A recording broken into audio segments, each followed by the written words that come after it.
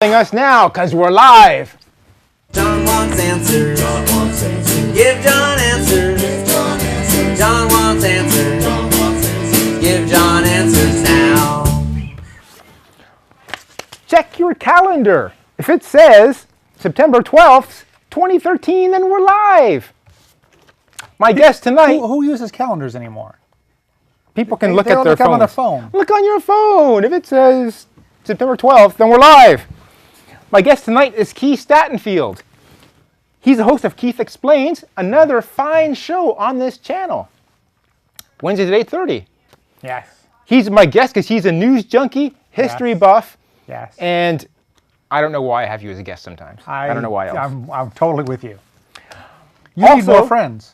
What? You need more friends. I do need more friends. Yeah. Yes, it's becoming clear. Also today, we're going to have David Ledesma on the show. He's going to come on a little bit later and refute everything we have said up until then. If you've never seen the show before, the show's like a courtroom drama.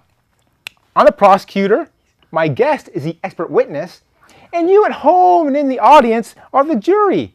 And it's your job to acquit or convict the topic. That's more of what a grand jury does. The grand jury? Yeah. Juries also convict people. Well, they do, Okay. but... Okay. We'll be taking your tweets. So you can tweet us at John Wants Answer. There's no S on the end because the S is for suck and we do not. Hey, Twitter announced their IPO today. Oh. Maybe they'll make usernames one letter longer after they're public. And you can put an S on the end. Well, we can only hope. Yeah. Buy a bunch of stock up and then bring it up at the shareholder meeting for me. Okay. Consider it done. If you don't like using Twitter, and I don't blame you, IPO aside, you can go to my website, johnwantsanswers.com, click on the Contact tab, and then you can write us a message, and I'll read it at the same time I read the tweets. So you won't be lost in the shuffle. We have a Twitter/message me from the website contest. If you're the first to message me saying you want a promotional photo, then I'll get out later. I will send you an autographed promotional photo of me, and I'll autograph it saying, "Thanks, viewer, for watching my show. You're the only one."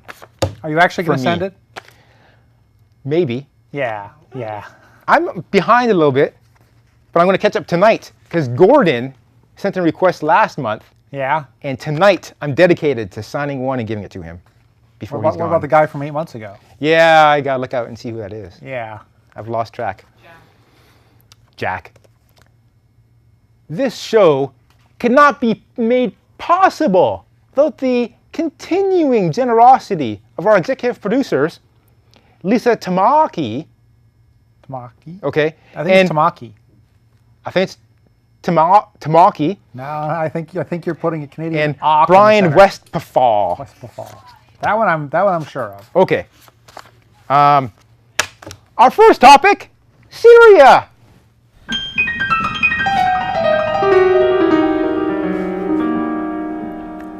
All right, Syria, in the news a lot. Lots of happening. Lately. Let's start off with, where is Syria? Wait. Before you put up the map, ask your viewers at home to mentally guess where Syria is. Mentally think, where is Syria? Okay, I've pictured it in my head. You got it in your head? Yeah, I know where it is. All right, let's put the map. Let's see where Syria is. Were you thinking that? Were you thinking it was right there? I was. And by right there, you mean the red thing? Yeah, the red blob. Yeah, the red blob is Syria. I made the map, so I remember where it was. So that's Middle East. So if you say Middle East starts at Libya, would you say that, and goes all the way to like India? No. Is that Middle East, or where does Middle East start?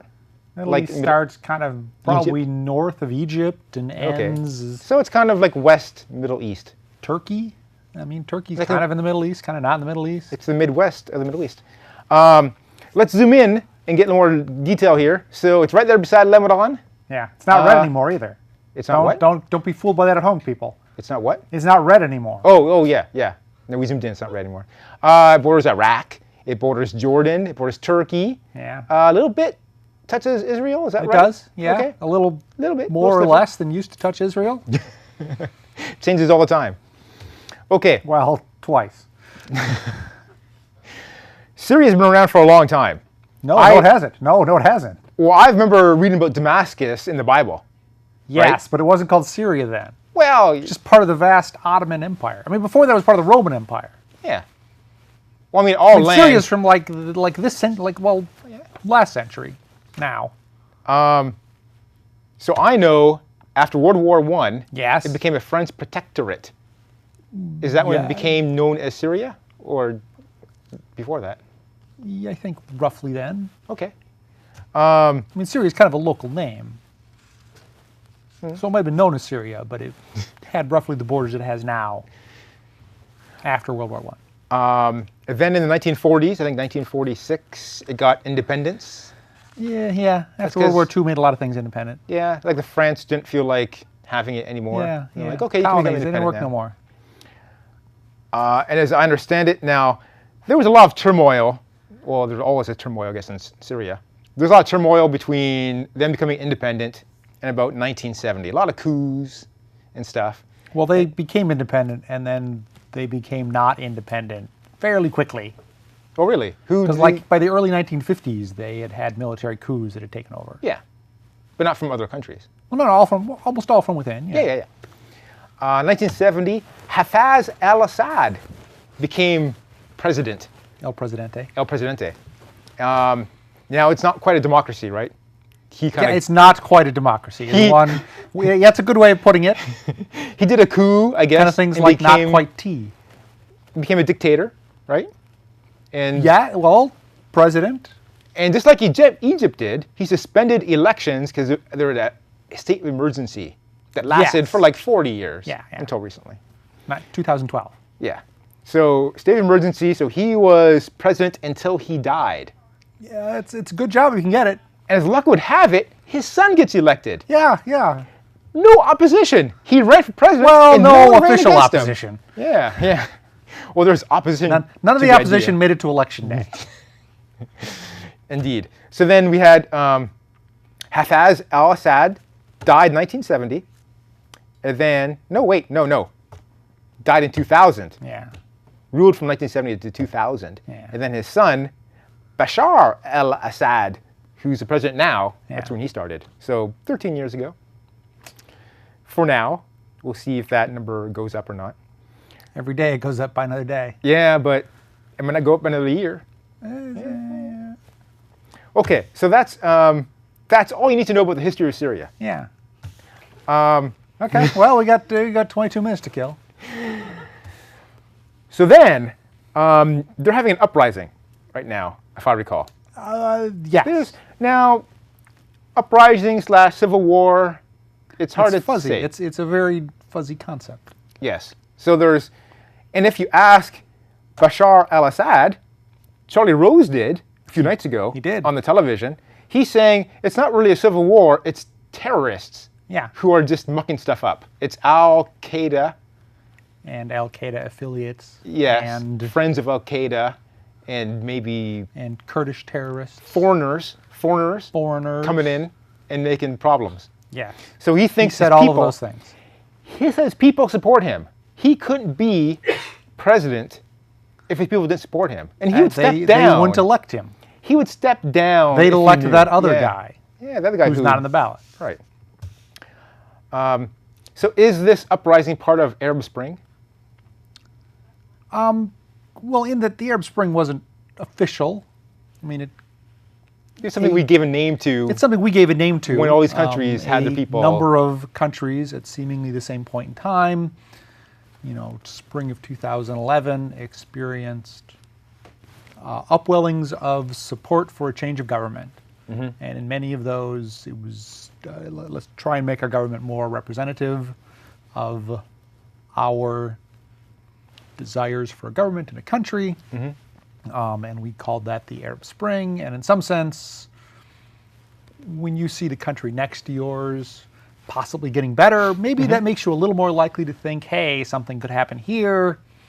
As you It's saw on also the map. probably a little bit the case that, just age-wise, some of the people Mm-hmm. lined up. A lot of them had taken over in the 70s and 80s, and they were all getting old.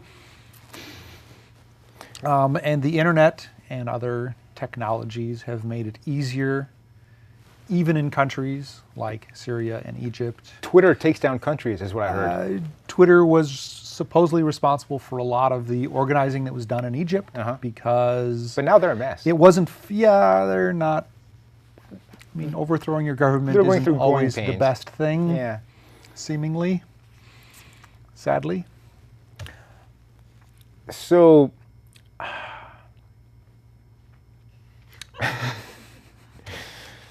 What do the rebels or opposition want in this case in Syria? I think they want Assad not to be president anymore. Do they want like a and what they want in particular might depend more on who they are. The Kurdish fraction of the opposition would like to be part of a Kurdish country, and they would like to take part of Iraq away from Iraq and part of Turkey away from Turkey and part of Syria away from Syria and form what they want like a new... Here we call Kurdistan because they are largely Kurds and they are culturally different. They want a whole new country made of 3 different countries. Kind of. Probably more Turkey than Syria, but... So they're fighting in Syria for that. Well, they are and have been against the government of Syria, and they were against the government of Iraq, and they're not happy with the government of Turkey either. Okay. They're just generally unhappy, it sounds. Assad is not a pleasant president. I mean, he and his family rule rather authoritatively. With an iron thumb? Is that the... Iron fist is often what it's called. I've heard that like 100,000 people have been killed in this skirmish. That's the latest. I mean, in that's the last couple of years. A very reasonable number from what I understand. I don't know. And the population is... How much population we have? A few million? 3 million? 5 million? I don't know. You don't know? Okay. No, I know where Syria is. I know put me above like 50% of... I know Damascus has like 1 million people, over 1 million people in that city alone. So they got a few million people there. And you have like many people who are rebelling for different reasons. Yeah. So geographically, the rebels largely hold the northern part of the country. Okay. And the southern part of the country is more governmental. If you believe Bashar al-Assad, as he speaks to Charlie Rose, he wants to keep Syria a secular state, which basically means a country not ruled by religious people, right? Not as ruled by religious people as as some of the other Arab states are. And so it sounds like the Kurds want to be ruled by religious... I don't know that the Kurds are that... I mean, the Muslim Brotherhood is also active in Syria. They're not Kurdish. They would certainly like even more Islamic attributes of law. Syrian law is still largely based on Sharia law. What is Sharia law? Sharia law is law based on the Quran. Okay. Syria, the president of Syria has to be Muslim. Oh, okay. It's in the constitution. Wow. But they officially say we're not a Muslim state. And there are other religious and cultural people in Syria. There are Christians. I believe they're mostly Sunni Muslims, which means they're more allied with the people of Iraq and less allied with the people of Saudi Arabia and Iran. Okay. So we have this civil war going on, and now the U.S. seems to might want to get involved. Is it because we see atrocities, 100,000 people getting killed, and we want to go in for humanitarian reasons? Or do we want to go in because it's a threat to our security somehow, or is it a different reason?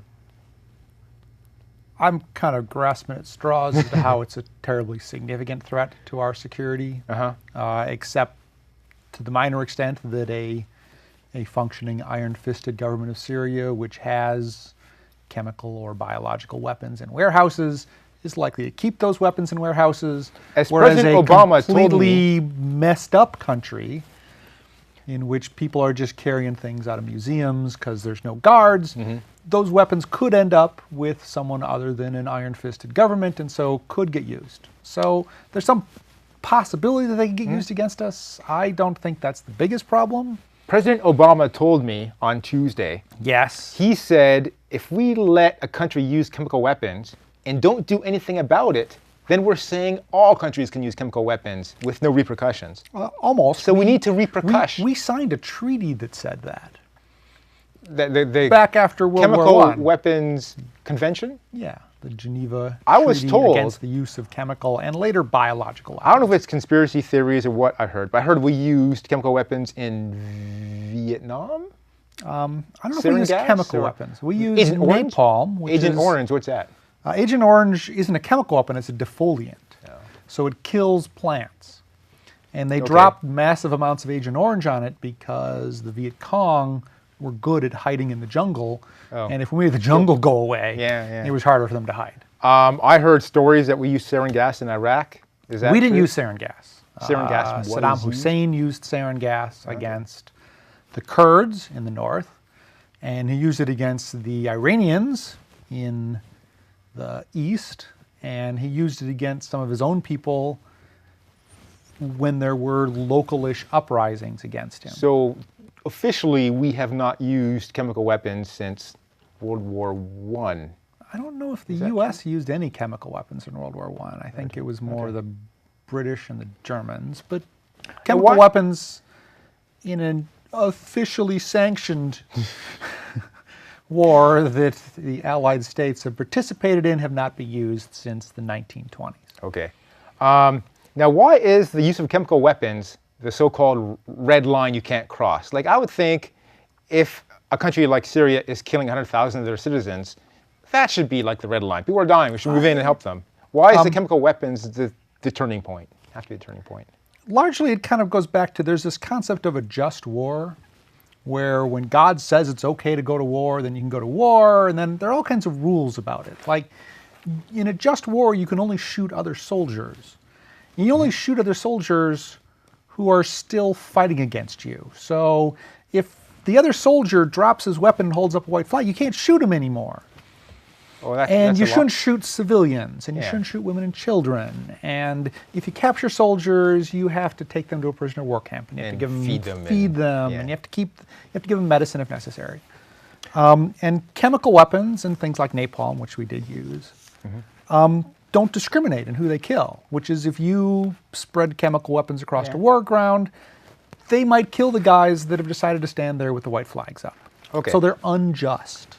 So Obama, instead of going in using military force in Syria, he actually went to Congress and asked Congress to approve military action, which I heard is like an almost unheard of thing in the last 40 years. In the last 200 years. Did it? I remember. But in the last 40 years, it matters in particular because just after Watergate, or just as Watergate was happening, and as the Vietnam War, which was a disaster in a lot of ways, it was winding down, Congress passed what was called the War Powers Act, which was intended to restrict the ability of the president to send troops off places. The Constitution says technically Congress has to declare war. Vietnam was never declared a war. Korea before it was never declared a war. The last declared war we've had ever was World War II, when we declared war on Germany and Japan and the Axis powers. Didn't Bush go to Congress saying, hey, let's go to Iraq? He did, but Congress didn't declare war. But they let him They did, go? because in 1973 they passed this thing called the War Powers Act that says even though the president is in charge of the military and, well, technically the president could send troops off for a long time without ever bothering to get war declared, and he's the commander-in-chief, so he's the guy that gets to send them, and what's Congress going to do? Well, they can declare war or not, but it doesn't matter because the president sends the troops. So he went to Congress, but he didn't really ask for their permission. So the War Powers Act says if the president sends troops somewhere for more than 60 days, he has to go tell Congress about it and get a vote in Congress authorizing it. Okay. And that authorization is in a declaration of war, but it's an authorization. All right. We have to stop for a break now. When we come back, we're going to hear from David Ledesma. And we're going to take your tweets. So stay right there. All right. Where's he going to sit, man? He's going to sit right here. We've got a chair ready to go. We've got a mic ready to go. We've got a We guy don't have a ready to chair. go. There's no chair here. There's a chair's going to come from behind the curtain. With a mic. Man, it's like magic. This is like a high production value show we're doing here. Why? Why does David's chair have rollers? Because you are not authorized to rock. Rock on! This seems unfair. No. You lost. There lost was rock certain- privileges there, Keith. We had to make certain steps against you bring for this up to violation your shirt of up the like that. motion do that for me. sickness law of 2010. And let's see. Really? I must have missed that one. I got It's complaints. way We too got convoluted. Are you tweets gonna saying, tell Keith that he "Stop that confused the guy Shiites from." and the Sunnis? Yeah. All right, you'll tell You him got that backwards. Okay, got that backwards. Syria's not Sunni? Syria No, is Shiite. Sunni, or I is thought it? that's what I said. Syria and Iraq. Iraq are Sunni? No, No. Iraq is mostly Shiite. Yeah, Iraq is mostly Shiite. Saddam was a Sunni. Yeah. Saudi Arabians are Shiites. I hope you were taking notes. Well, I guess northern Iraq is Sunni, right? Because Or he's Sunni, from. excuse me. We have a Saudi map right Arabia's here. Sunni. We can point to it, but they can't see us pointing And to the that. southern, right, because Saudi Arabia is down here, Saudi Arabia is Shia, and the Shias Okay. kind of come up through here, and they sweep up, and Iran is almost entirely. How's this audio? Okay. They're doing a Dave. Everything okay? Look at Keith. Look Okay. at John just talking right. Okay. Hey, how you doing? I'm doing good. How are you? Good. How did you drive here today? You're good. You are By good. car. Dave, Okay. you are good. Good. Okay. All right. Okay. We're back in 5, 4, 3. And we're back. And we're with my friend, David Ledesma. Thanks for coming on the show, David. Thank you for having me. Am I saying your name right? Yes, you are. Good, Thanks. good. So I know David because I walk to Valley Fair Mall every Saturday. And on the way, I go by the intersection of Stevens Creek and Winchester, where David's been every Saturday and Sunday since the start of the Iraq War. And you're there every week with a peace flag Yep. and some signs saying stop the war and Anti-militarism. books, not bombs, and a few other things. Yeah. Correct. So you've been there for 12 10 and a half years. 10 and a half years, wow. No, the second Iraq War. Yeah, right. And so sometimes you're by yourself, sometimes you have a crew with you, Right. volunteers. Right. So that's dedication. So tell me, you've got a very personal viewpoint on war because something happened to you. Right. What happened to you? On May 20th, 1967, my oldest brother was killed in Vietnam. He was 20 years old. He was drafted out of West Valley College into the Army, and he was killed less than a year later. And, I was a young kid, and it was very traumatic for the family, of course. And I didn't talk about his death for 36 years until Iraq. When the Iraq War was winding up, all my memories came flooding back to me, and I got very angry. I got very anxious, and I was just glued to the TV, C-SPAN, and all they said, they can't do this. Don't people remember Vietnam? And most people, in their 40s didn't remember Vietnam. They weren't around, or they were very Before young. my time, yeah. So I heard about a protest in San Jose against the war, and I'd never done anything like that in my life. And I said, I'm going. So I went, and then I felt so good because I felt like I was the only person that felt the way that I felt. Earlier, you guys were talking about Bush going to Congress and Congress voting on him going into Iraq. Part of that frenzy was the media. The media was really a lockstep with the Bush administration, really pumping up this war. Mm-hmm. So public sentiment went straight to Bush and going into Iraq. And so I felt like I was alone in the way I felt. Mm-hmm. So when I went to this protest, there were thousands of people there. I just felt like, man, there's other people that feel the way that I feel. Uh-huh. And so they chose that corner to go protest. And, after 2 or 3 weeks of the war going on, they stopped. And I said, we can't stop. We have to keep going. So I've been out there ever since. Okay, good job. So did everything we talk about Syria, Keith and I, did we get everything right? Thank you for having me on this show, so I could help clarify things for everybody. There were so many things. Oh, wow. I wasn't sure what the format was going to be exactly, but I'll just say that I don't know how much time we have left. That I don't believe that the chemical weapons is the real reason that we're going into war. I mean, the United States has used chemical weapons. Agent Orange is a chemical weapon that was used in Vietnam. Not only did it destroy all the vegetation in Vietnam, but it poisoned those people. And today they're still suffering from the effects of Agent Orange. There's still deformations of babies that's happening in Vietnam. As recently as Iraq, the United States used chemical weapons, white phosphorus, depleted uranium, And we also used something that's not a chemical weapon, but cluster bombs, which are illegal. We used all those weapons in Iraq, and nobody said anything about it. So now, all of a sudden, the United States is saying, well, Assad used chemical weapons in Syria against his own people. It's like, well, if that isn't the pot calling the kettle black, I don't know what is. And not only that, but they really don't have proof that Assad is the one that used the chemical weapons. They're pretty sure that chemical weapons were used. We've all seen the videos. UN has gone in, they've taken samples, and it takes time to go through those samples to find out exactly what the content of the chemicals were.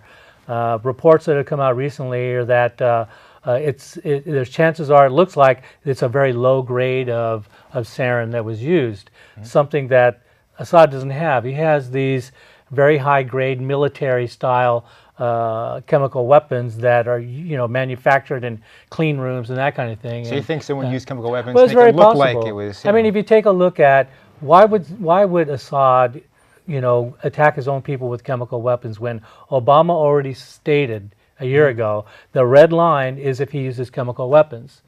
So miraculously, he wouldn't do that to himself. Why would he do that when they're winning the Civil War?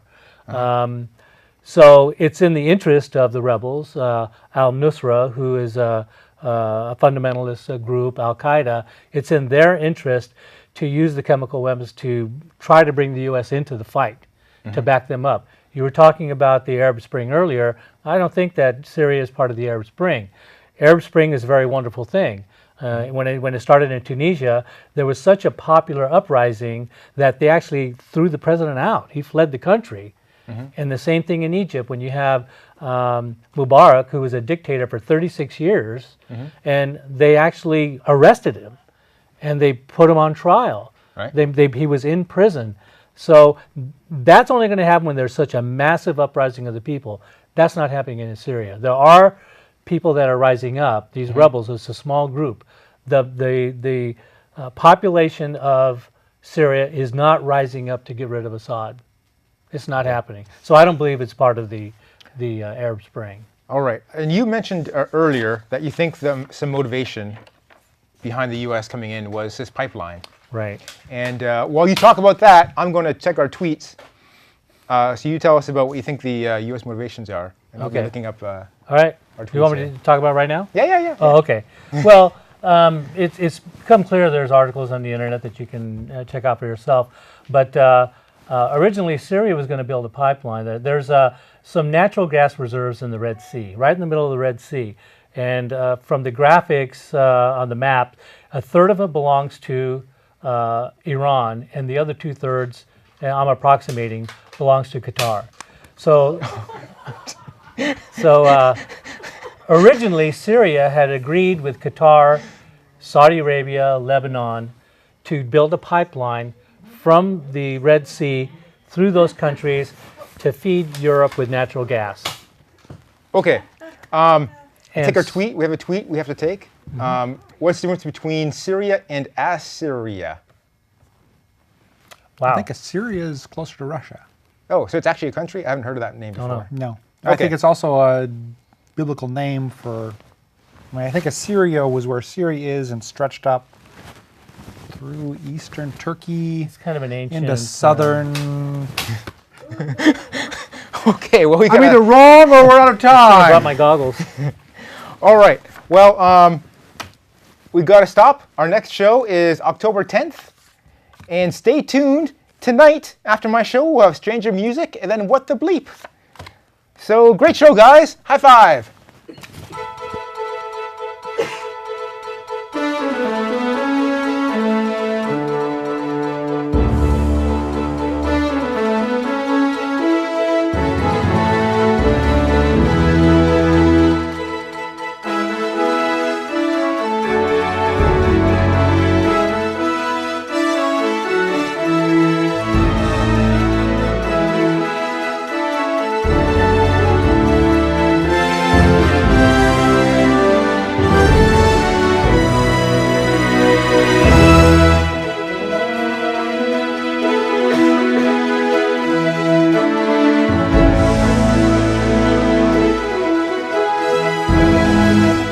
too many credits, John. You have too many credits.